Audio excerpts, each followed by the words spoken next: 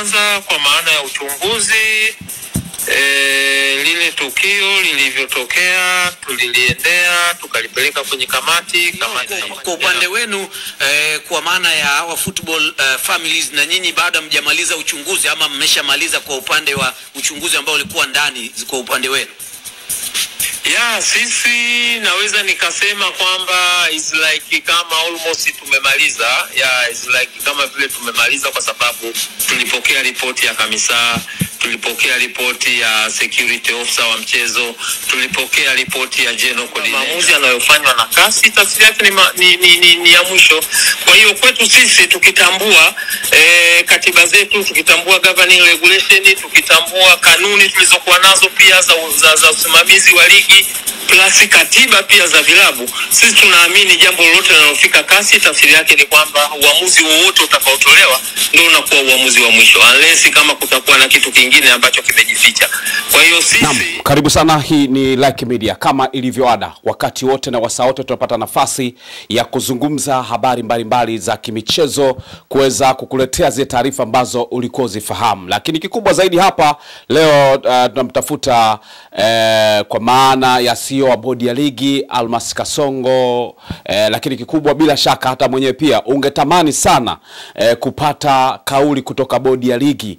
Lakini kuambia kwamba bodi ya ligi walitoa kauli na mtazamo wao na kile ambacho wamekifanya mpaka sasa, kuhusiana kile kitu ambacho tunakuwa tukikizungumza, hasa kuhusiana na swala zima la uchunguzi ambao utakiwa kufanyika, ambao wao wenyewe walisema watafanya uchunguzi katika masuala ya dabi ya Kariakoo. Nini ambacho kilitokea wakati Simba ndio ambao waliwapelekea hoja, wao wakatoa ripoti kwamba watafanya uchunguzi. Kwa nini hajafanya uchunguzi na wamepanga tarehe ya dabi ya Kariakoo? Hayo ni maswali ambayo nadhani kila mmoja anatamani sasa kusikia bodi ya ligi wanasemaje. Sasa bahati nzuri chombo cha habari cha Crown Media kwa kupitia mtangazaji Juma Ayo alimtafuta CEO wa bodi ya ligi ambaye ni Almas Kasongo, akatoa ufafanuzi wa baadhi ya mambo ambayo bila shaka hata wewe ukiasikia inawezekana ukapata pointi moja au mbili tatu ukajua nini ambacho kinaendelea sasa hivi.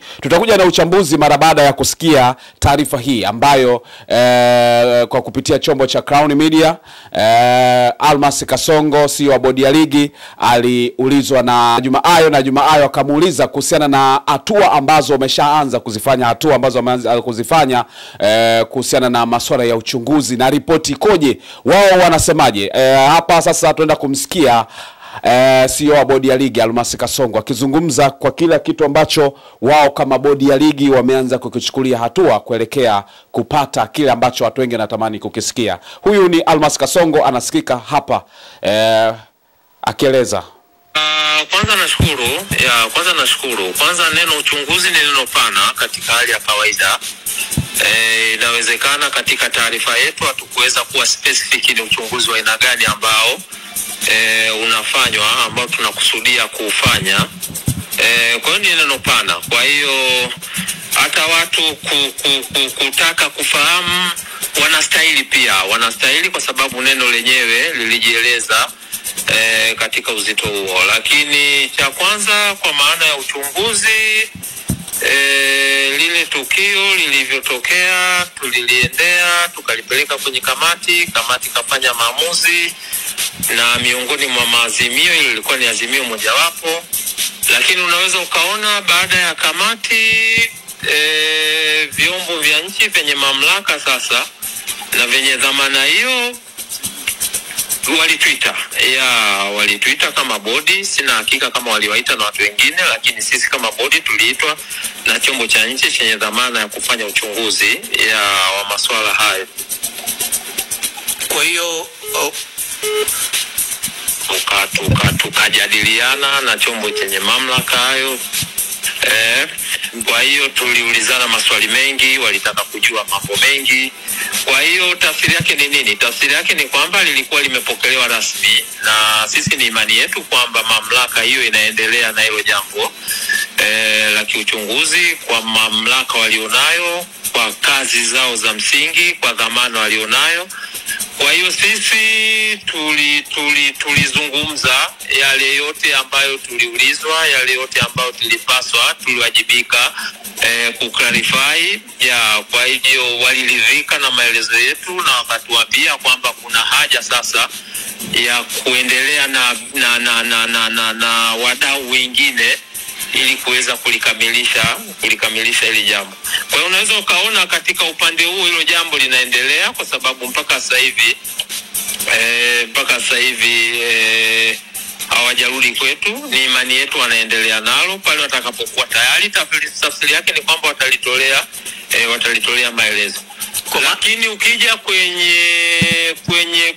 kwenye masuala ya kiuchunguzi ambayo yako ndani sasa ya mamlaka yetu, yako ndani ya mamlaka yetu, kwa maana ni watu wa aina gani ambao walisababisha, ambao ni football family members kama kanuni zetu, katiba zetu zinaposema kwamba sisi tunawajibika na wale wote ambao ni football family members.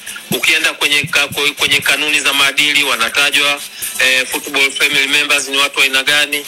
Ukienda kwenye kanuni zetu ambazo zinasimamia ligi zinataja football family members ni watu wa aina gani.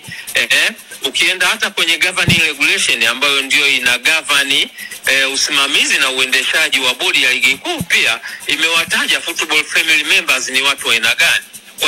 Kwa hiyo unaweza ukaona sasa hao football family members ndio ambao sisi tuna mandate nao, tuna mamlaka nao ya kuweza kuona na kama tutajiridhisha kwamba huyu na huyu walikuwa sehemu ya kusababisha tukio hili kuharibika, basi kanuni ziko wazi. Hizo kanuni za ligi ziko wazi, kanuni za kimaadili ziko wazi na vitu vya kwa upande wenu kwa maana ya wa football families, na nyinyi baada mjamaliza uchunguzi ama mmeshamaliza kwa upande wa uchunguzi ambao ulikuwa ndani kwa upande wenu? Sisi naweza nikasema kwamba is like kama almost tumemaliza. Is like kama vile tumemaliza, kwa sababu tulipokea ripoti ya kamisa, tulipokea ripoti ya security officer wa mchezo, tulipokea ripoti ya general coordinator. Ndio taarifa ambazo za awali sisi tunafanya nazo kazi, tofauti na taarifa nyingine ambazo zinakuwa za ziada, kama kunakuwa na video clip ambazo wakati huo tukio hilo lilikuwa linachukuliwa katika kipindi hicho na vitu vya aina hiyo. Kwa hiyo unaweza ukaona kwamba taarifa hizo za kamisa, taarifa hizo za security officer, taarifa hizo za general coordinator, plus taarifa nyingine za kuweza kusapoti pale kamati inapokaa na kuweza kufanya maamuzi. Kwa hiyo itoshe kusema kwamba taarifa hizo zote tunazo, na hilo shauri tayari limewasilishwa kwenye kamati na kamati wamelisikiliza. Kuna homework wametupa sisi kama secretariat ya kwenda kuifanya, na baada ya kuimaliza hiyo tukirudi kwenye kikao kijacho, maana yake kamati itakuwa na maamuzi katika yale ambayo wameyaona, katika yale ambayo yalijadiliwa na kufanya maamuzi. Kwa hiyo tutarajie majibu yatatoka siku si nyingi, na wale waliohusika namna moja ama nyingine watachukuliwa hatua. Ndio tafsiri yake ya pale kamati itakapojiridhisha, pasina shaka kwamba hawa kwa mazingira haya, kwa taarifa hizi za kamisa, kwa taarifa hii ya general coordinator, kwa taarifa hii ya security officer, kwa mazingira haya ya video tulizoziona hapa na vitu vya aina hii, tafsiri yake ni kwamba kamati itajadili na itafanya maamuzi. Maamuzi gani watafanya? Sasa tusiwe waganga wa kienyeji, wacha tusubiri kamati ikae ndeni, lakini kila kitu nafikiri kipo wazi. Wanachama wenu ambao ni Yanga wameshawaandikia barua yoyote kuhusiana na majibu yaliyotoka, kwa sababu wameonekana kama hawajaridhika na maamuzi ambayo yamefanyika mpaka sasa? Na kama mmepokea barua, nini kauli yenu kama bodi? Majibu gani? Kwa maana ya majibu gani? Baada ya kuwa ratiba imetoka na wao walisema majibu yaliyotoka CAS kurudi, wametoa andiko wakionyesha dhahiri sheri kwamba bado hawako tayari kucheza, msimamo wao ni ule ule. Pengine ile ni andiko ambalo liko mtandaoni, tukataka kujua kama nyinyi bodi pengine kuna taarifa rasmi ambayo mmepokea kutoka kwa Yanga. Hapana, sisi taarifa rasmi ya sura hiyo ambayo naieleza hatujaipokea. Ila kwa sababu ni sisi ni football family members, pia ni sehemu ya jamii, na sisi pia tunaona kupitia kwenye mitandao hizo taarifa tunaziona, lakini kwa maana ya taarifa rasmi mimi kama mtendaji mkuu kuandikiwa kuipokea, hapana hatujapokea. Hiyo taarifa baada nini kuona kama ambavyo na sisi wadau tunaona, nini msimamo wenu nyinyi kama bodi, mnasema kitu gani? Mpira wa miguu na taratibu zake, una kanuni zake, na mwisho wa siku sisi kama bodi ya ligi kuu Tanzania, msaafu wetu ni governing regulation ya ni governing regulation ndio inaendesha na kusimamia utendaji wa kila siku wa bodi ya ligi.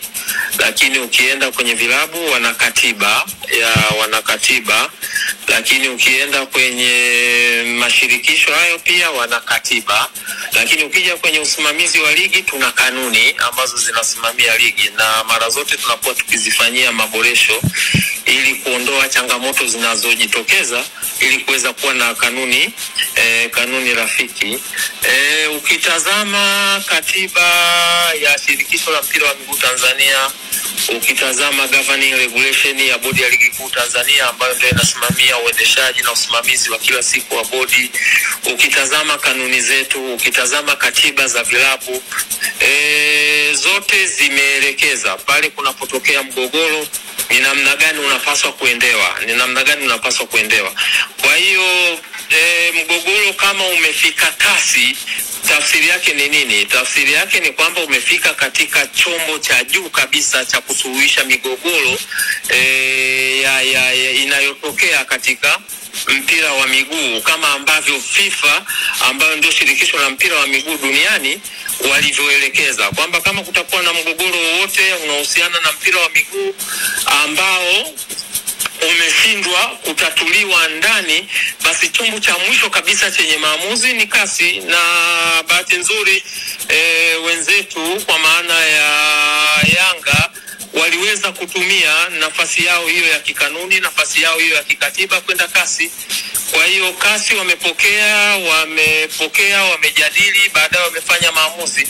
Kwa hiyo kwa mujibu wa kanuni, kwa mujibu wa katiba zetu, kwa mujibu wa governing regulation tulizokuwa nazo ambayo inasimamia uendeshaji wa kila siku wa ligi, wa bodi ya ligi kuu Tanzania, kwa mujibu wa katiba za vilabu vyenyewe, katiba za vyama vya michezo, tafsiri yake ni kwamba maamuzi yanayofanywa na kasi, tafsiri yake ni ya mwisho. Kwa hiyo kwetu sisi tukitambua katiba zetu, tukitambua governing regulation, tukitambua kanuni tulizokuwa nazo pia za usimamizi wa ligi, plus katiba pia za vilabu, sisi tunaamini jambo lolote linalofika kasi, tafsiri yake ni kwamba uamuzi wowote utakaotolewa ndio unakuwa uamuzi wa mwisho, unless kama kutakuwa na kitu kingine ambacho kimejificha. Kwa hiyo sisi tuna comply na maamuzi ambayo yametoka kasi, yakipata support ya kanuni zetu na katiba zetu hizi na governing regulation. Kwa tunaamini tunasimamia maamuzi ambayo kasi wametoa. Kwa hiyo tunaendelea na kile ambacho wenzetu wa kasi wameamua. Kabla ya Jemedari kukuuliza swali, nitaka kuuliza swali moja la mwisho kuhusiana na hili. Sio mmepanga tarehe ya mechi tayari. Bodi ya ligi mmetazama kitu gani zaidi kwenye hiyo tarehe ya mechi kati ya Simba na Yanga, mechi hiyo ya dabi? Hapana, hakuna uspesho wote ambao tumeutazama zaidi tu ya kuona kwamba kuna nafasi hiyo siku ya Jumapili tarehe 15 basi mechi iweze kuchezwa hapo, na itakapochezwa hiyo mechi hapo, tafsiri yake kila timu zote 16 zitakuwa zimecheza michezo sawa, and then tunakwenda kwenye ile michezo miwili ya mizunguko ya mwisho ambayo siku zote waga tunaicheza siku moja. Na nafikiri labda hilo litakuwa ndio jibu lako sasa la msingi, kwamba msingi mkubwa tuliotazama ni kwamba zile raundi mbili za mwisho, kwa maana ya raundi ya 29 na raundi za 30, siku zote waga inachezwa siku moja wakati wakati mmoja. Kwa hiyo unaweza ukaona kama kuna mchezo ambao haujachezwa ambao ni kiporo ambao uliahirishwa, tafsiri yake unapaswa kucheza kwanza ili kwenda katika kumalizia hizo raundi mbili ambazo kimsingi zinatakiwa zichezwe siku moja na wakati mmoja. Kwa hiyo nafikiri swali lako la msingi itakuwa limejibika kwamba hizo raundi mbili lazima timu zote zicheze, zinacheza wakati mmoja na zinacheza siku moja, kwa maana raundi ya 29 na 30. Kwa hiyo tuliona hakuna siku yote nyingine isipokuwa ni hiyo siku ya tarehe 15 Jumapili ndio itakuwa nafasi sahihi kwa mchezo kuweza kuchezwa. Naam, ni kwa maana ya CEO wa bodi wa ligi Almas Kasongo akizungumza kuhusiana na maswali ambayo aliulizwa na Juma Ayo, mtangazaji kutoka pale Crown Media, na kuna maswali mengi ya msingi ambayo akaweza kuyajibu. Pengine kwa mtu mmoja inawezekana asiridhishwe na akaona kwamba kuna jambo ambalo linatakiwa kujadiliwa zaidi. Kwanza ni kauli ya taarifa ambayo ilitoka kwa maana ya kasi. Kuna kipengele kakizungumza kuhusiana na swala la wanafuatilia ripoti ambayo imetoka kasi, lakini kuna sehemu moja kwa taarifa ambayo ilitoka kasi pengine anaweza akaizungumza au ikaweza kuangaliwa. Kwa upande wako unaweza kuiangalia kama CEO wa bodi ya ligi alikuwa yuko sawa sawa kwa kile alichokuwa nakisema. Kasi kuna maagizo ambayo waliotoa, manake wakati wanatoa ile hukumu au maagizo kuna kitu ambacho walikielekeza ambacho nadhani ndio kile kilikuwa kitu cha msingi sana, na kitu ambacho kama bodi ya ligi TFF walitumia kama hoja ya kuzuia, kwa maana ya kama ni point ya kuzuia kwa maana ya kuto kufuatilia kwa hilo shauri ambalo lilifuatiliwa. Kuna kauli moja ambayo ilikuwa nazungumzia kwamba bodi ya ligi ipo kwenye uchunguzi.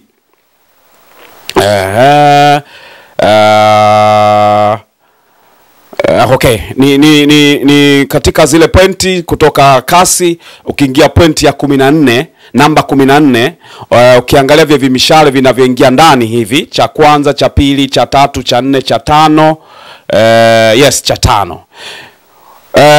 Sema nasema the appeal is premature as the match was postponed for security and corruption reasons which are still under investigation. Hiki pando ukikisoma vizuri kinakwambia kwamba katika pointi ambazo wao walizipeleka kama bodi ya ligi, ambapo ilikuwa ni TFF na bodi ya ligi kwa ajili ya kuzuia zuio la Yanga kwamba hawakuwa na sababu ya kupeleka case CAS. Hii ilikuwa ni miongoni mwa hoja au pointi au sababu ambazo bodi ya ligi na TFF walikuwa wameziweka wazi kwamba Yanga wanakosa mandate, wanakosa uhalali wa kuendelea na shauri hapa kasi. Kwa maana hata kasi wenyewe waliambia hamwezi kuwa na uhuru au na mamlaka ya kuendelea na kesi kwa sababu kuna kitu kinaitwa uchunguzi bado haujakamilika. Kwa hiyo hii ni sehemu ambayo unaweza kusema kabisa kwamba labda nisogeze kabisa kama inaweza kaonekana, sijui kama inaweza kaonekana kwa ukubwa kiasi hicho, lakini ni sehemu ambayo inasema kwamba uchunguzi unaendelea. Ni sehemu ya hoja ambayo kwa maana bodi ya ligi na TFF waliweka kama swala la uchunguzi. Hiyo sehemu ukiangalia vipointi hivyo, ya kwanza, ya pili, ya tatu, ya nne, ya tano, ya sita, utakuta hapo kunaelezea mambo ya investigation na vitu kama hivyo. Kwa hiyo hata hoja ambayo CEO wa bodi ya ligi anaizungumza ni kwamba inakosa uhalali, manake bado swala la investigation ilikuwa ni sababu ya wao kuwatoa Yanga katika mchezo au kuwatoa Yanga katika haki ambayo walitakiwa waipate pale CAS, kwa sababu bodi ya ligi na TFF nao ili hoja miongoni mwa hoja ambazo walizipeleka kwamba kesi bado ilikuwa, yani manake masuala yote yalikuwa kwenye uchunguzi, masuala ya dabi kutokuchezwa yalikuwa kwenye uchunguzi. Kwa hiyo miongoni mwa vitu ambavyo vinafikirisha kwa kila ambacho amekijibu. Lakini ukija swali lingine amezungumzia kuhusiana na uchunguzi. Bodi ya ligi ndio ambao walisema kwamba wataenda kufanya uchunguzi. Iweje uchunguzi huo ufanywe bila kuundwa kwa kamati ambayo itaenda kufanya uchunguzi? Lakini vipi watu wanaokuja kuchunguza, manake kama ni TAKUKURU wanachunguza kwa niaba yao wenyewe, wanachunguza hawajapewa maagizo au adidu za rejea kuhusiana na uchunguzi huo. Wao wanachunguza kwa sababu zao wenyewe, kwa maana ya swala kama ni rushwa, basi TAKUKURU atakuwa anachunguzwa. Vipi kuhusiana na masuala ya usalama, yalikwaje? Kama hao ambao wanasema walikuja kuchunguzwa, ingawa hawakutajwa kwa majina, lakini unaweza kujua kabisa kwamba ambao wanaweza kufuatilia mambo yale ambayo ilikuwa wazi ilikuwa ni TAKUKURU. Lakini vipi kwa upande wao, kama bodi ya ligi unatuambia wana matukio ya awali yale ambayo yalitokea kutoka kwa maofisa wa mchezo, ilikuwa na haja gani ya kukaa siku nzima msipate majibu ya kuamua?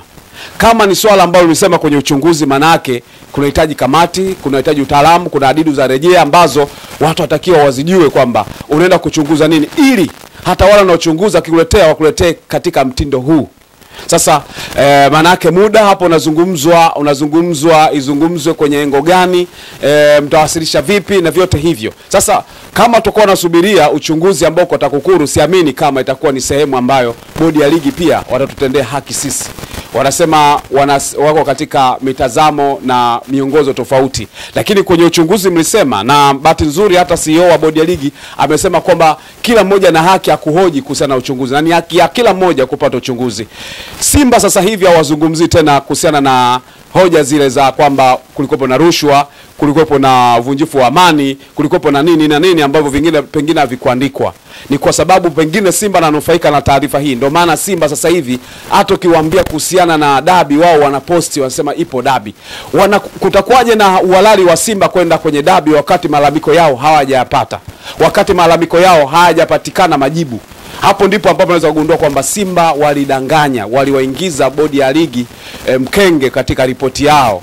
Kwa hiyo bodi ya ligi naamini kama wataingia kwenye uchunguzi, huenda Simba akakutwa na hatia ambayo naamini Yanga pia inawezekana wamechungulia wakaona hapa haiwezekani, lazima kuwepo na kitu ambacho kinaweka wazi kabisa. Miongoni mwa vitu ambavyo tunaendelea kuvichunguza na kuviangalia ni hivi ambavyo vinaendelea sasa hivi. Yamezungumza mengi sana wakati Juma Ayo akimuuliza maswali kwa maana ya Almas Kasongo, CEO wa bodi ya ligi, tuendelea kuiangalia. Lakini kwa haya mawili ambayo nimeweza kuyadadili, tuweze tukaanzia hapo kufikiri. Kwa nini Simba, nikuuze swali, kwa nini Simba katika swala la kuugomea dabi ilivyopangwa tarehe 15 Simba asemi hatupeleki timu? Kwa sababu Simba ndo alikuwa na hoja ya kwanza kwamba mimi nilipeka hoja ya kwamba nimefanyiwa hivi na hivi. Kwa nini majibu hayajaja mnapanga dabi? Kama nitaenda kukutwa na vile ambavyo nilikutwa mara ya kwanza, majibu yanakwaje? Lakini Simba amekaa kimya.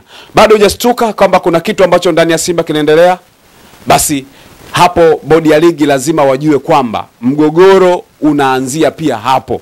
Simba kwa nini wao hawasemi tunahitaji uchunguzi? Kwa nini Simba hawasemi tunahitaji ripoti tuipate? Kwa nini imekuwa kimya? Hayo ni mawazo ambayo kila mmoja aanze kuyatafakari sasa, ili kuweza kupata solution ya dabi ya Kariakoo. Kama kuchezwe kachezwe kwa haki, kama watu hawataenda basi nao waje wahukumiwe kwa haki ambayo imetengenezwa toka mwanzo. Lugano Israel ndio jina langu. Asante sana kwa wale ambao wamefuatia Like Media na kuwa nami kila wakati na kila wasaa. Subscribe channel hii basi uwe miongoni mwa watu ambao unapata taarifa, unakuwa familia kabisa ya timu hii ya Like Media. Paka wakati mwingine tutarudi tena kwa ajili ya mambo mengine na uchunguzi na taarifa mbalimbali ambazo zinapatikana kupitia Like Media. Usiondoke, endelea kuwa nasi. Paka wakati mwingine.